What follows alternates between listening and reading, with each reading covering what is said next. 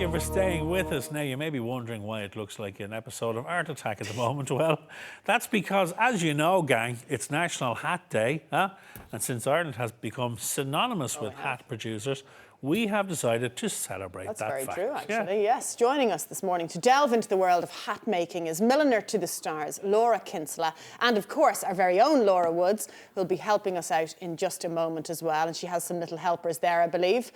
Laura Kinsella, can we come to you first and find out where did the inspiration, first of all, come from to become a milliner? Funny, I get asked that question a lot. It's not something that I always wanted to do. I studied fashion in Limerick. I got my degree in that, and it is, I suppose I kind of would always tend to be on the more sculptural side. So it was something I weirdly, serendipitously fell into.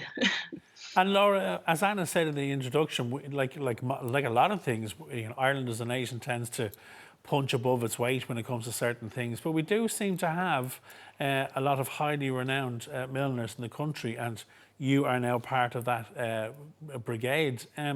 What was your breakthrough, Laura? What sort of announced you to the world, let's say?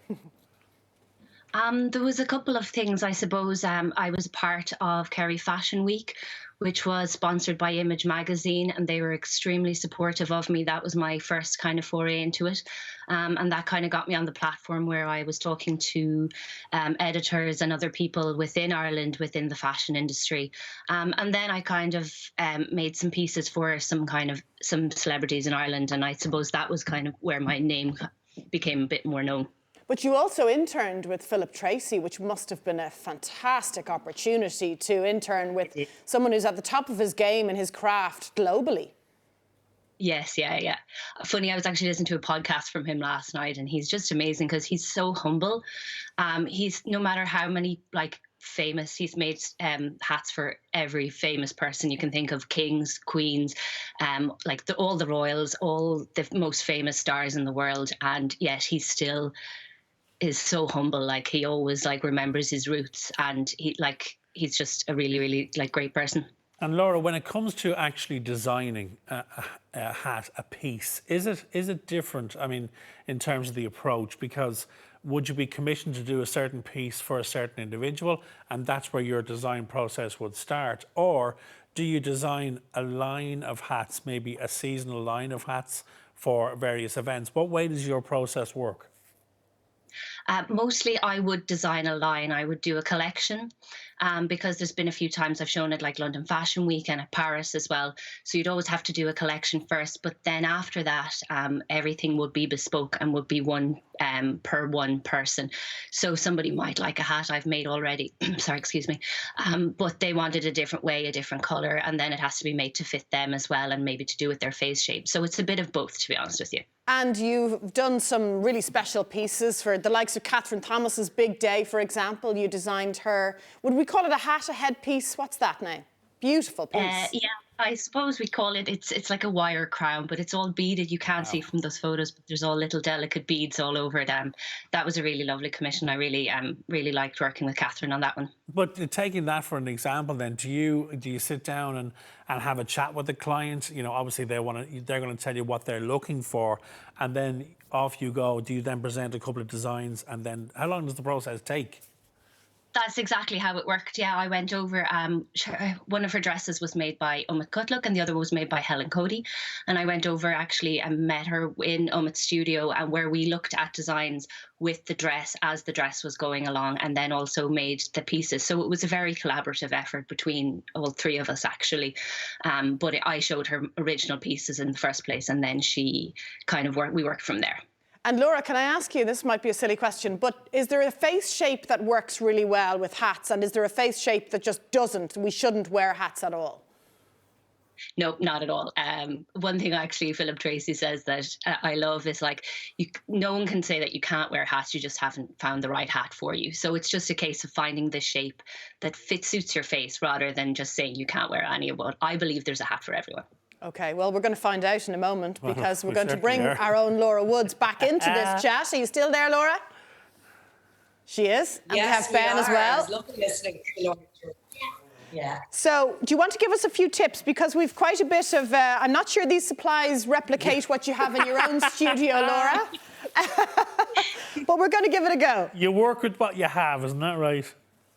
Exactly. So you have flowers there. Do both of you have flowers? Yes, we have flowers. We have everything. Lovely. Okay, so it's time to start our challenge. Laura Kinsley, you have the task of judging. I hope you're prepared for some incredible creations here. Can we get 60 seconds on the clock? 60 seconds? 60 seconds. Lord. Not easy, is it? Right, go on then. Go on then.